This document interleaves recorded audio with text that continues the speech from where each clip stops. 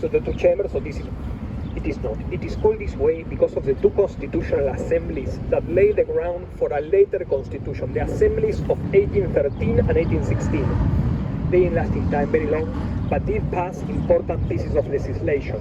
They abolished all nobility titles, abolished the Inquisition, established the national symbols, and they declared the freedom of the womb.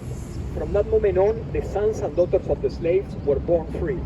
Without forgetting that by 1810, the year of our Revolution of Independence, 30% of the inhabitants of the city of Buenos Aires were African slaves. Nationwide, slavery was never big here, as there were no big plantations that would require intensive labor. They were just owned by rich families as a symbol of status. But from that moment on, slavery started dying out, which was, yes, a long process. So, about those two congresses in which this monument is in honor of, they were not done under the name of Argentina. That did not exist by that time. They were done under the name of the United Provinces of the River Plate.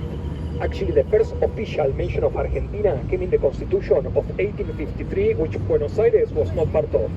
And the name Argentina comes because, well, among the Spanish conquerors, there was a myth that a parallel discovery was to be made, as they have found a golden kingdom in Mexico, very rich in gold. They were supposed to find a silver kingdom up the Paraná River. Of course, that was just a myth. Nothing like that ever existed.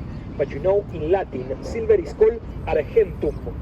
So the name had been widely used in the area until the late 1700s, in which a man called Martín del Barco Centenera wrote a long poem in which you will mention the Argentine coast, the Argentine land, the Argentine mountain. So eventually they used that for the Argentine Confederation of 1853. So about this monument, it's very thick in contents, represents many of our national symbols, it's very allegoric and frankly boring. So I don't stay here for long. And I also take this opportunity to tell you that we are not going to stop at every monument because this would be the never-ending tour. But as we tour guys say, my office is at the front of the line. If you have any question, please don't be shy and ask. If I have an answer, I give it to you. Very well guys, let's go to our next stop, which is another monument, but it's the last one and it's worth it, I promise. This way.